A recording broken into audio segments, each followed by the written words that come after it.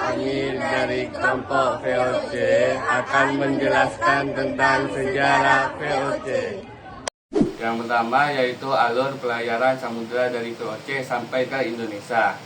Untuk pertama-tama mereka berangkat dari Belanda, terus menyusuri Samudra Atlantik ke arah selatan. Selanjutnya singgah ke Tanjung Harapan, lebih tepatnya di negara Afrika Selatan. Terus masuk ke Samudra Hindia, lalu menuju wilayah Asia. Terus mereka berlabuh pertama kali di Banten pada tahun 1596 melalui ekspedisi Cornelis de Houtman. Dan selanjutnya VOC menjadikan Batavia atau sekarang bisa disebut Jakarta sebagai pusat perdagangan dan pelayaran mereka di Asia, serta menguasai jalur ke Maluku, Jawa, Sumatera, dan wilayah Nusantara lainnya. Pelayaran Belanda dan VOC ke Indonesia. Yang pertama, Cornelis de Houtman pada tahun 1596. Tokoh pelaut Belanda pertama yang memimpin ekspedisi ke Nusantara. Kemudian tiba di Banten pada tahun 1596 menjadi awal kedatangan Belanda ke Indonesia. Yang kedua, Frederik de Houtman pada tahun 1596 sampai 1597. Adik Cornelis de Houtman ikut dalam pelayaran pertama ke Nusantara. Setelah Cornelis meninggal, ia melanjutkan pelayaran dan menjalin hubungan dengan kerajaan lokal. Yang ketiga, Jacob van Leck tahun 1598, pemimpin ekspedisi Belanda yang berhasil mendaratkan rempah-rempah dalam jumlah besar dari Maluku. Ekspedisinya dianggap lebih sukses dibanding Cornelis de Houtman.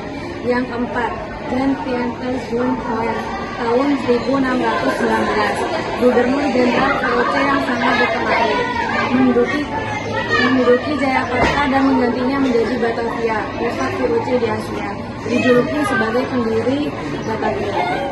Yang kelima, Pieter Both tahun 1610, Gubernur Jenderal VOC pertama, bertugas memperkuat kedudukan VOC di Nusantara. Kebijakan VOC di Indonesia. Yang pertama, monopoli perdagangan. VOC monopoli perdagangan rempah-rempah, yaitu ada 3. Yang pertama, cengkil, kepala, dada, dan lain-lain. Terutama di Maluku, rakyat dilarang menjual hasil bumi pada pihak lain. Yang kedua, ekstrakasi, pemusnahan tanaman rempah-rempah yang dianggap berlebihan agar harga tetap tinggi di pasar internasional. Yang ketiga, kontigen, rakyat diwajibkan membayar pajak dalam bentuk hasil bumi kepada VOC.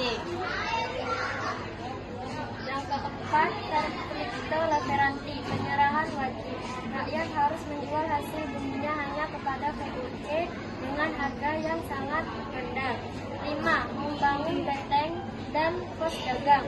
VOC mendirikan benteng di berbagai wilayah, contoh Batavia, Maluku, dan Ambon, untuk memperkuat pengawasan perdagangan. 6. Politik adu domba, Divide et Impera.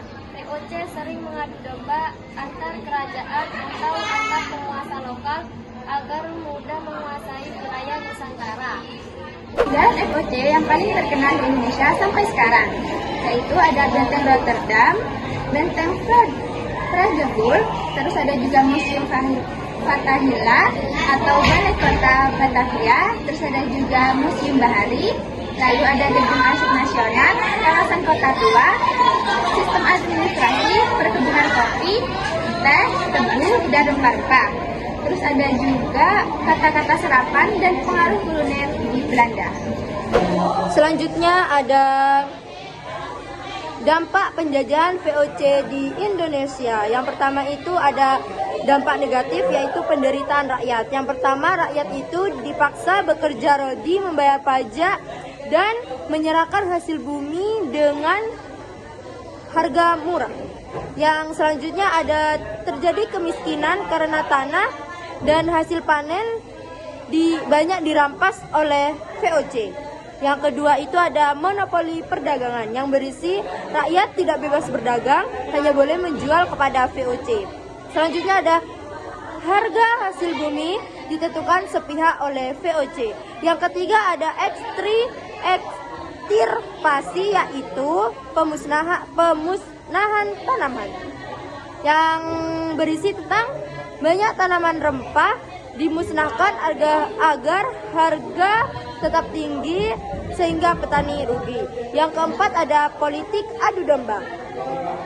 VOC mengadu domba antar kerajaan atau antar penguasa lokal sehingga banyak konflik dan perpecahan di Nusantara.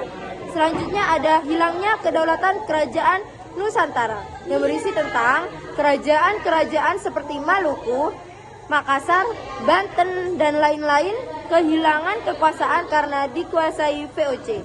Yang selanjutnya itu ada dampak positif. Walaupun dampak positifnya itu ada sedikit. Yang pertama, ada pengenalan sistem administrasi modern yang berisi tentang tata pemerintahan dan birokrasi Eropa mulai dikenalkan. Yang kedua adalah bangunan bersejarah. Ada benteng, gedung, pelabuhan yang masih banyak dan yang masih menjadi warisan budaya. Yang ketiga, yang terakhir itu adalah catatan arsip sejarah yang berisi tentang VOC menyimpan banyak dokumen penting tentang perdagangan, budaya, dan banyak masyarakat Nusantara. Oke, bye-bye. Sekian dari kami. Wassalamualaikum warahmatullahi wabarakatuh.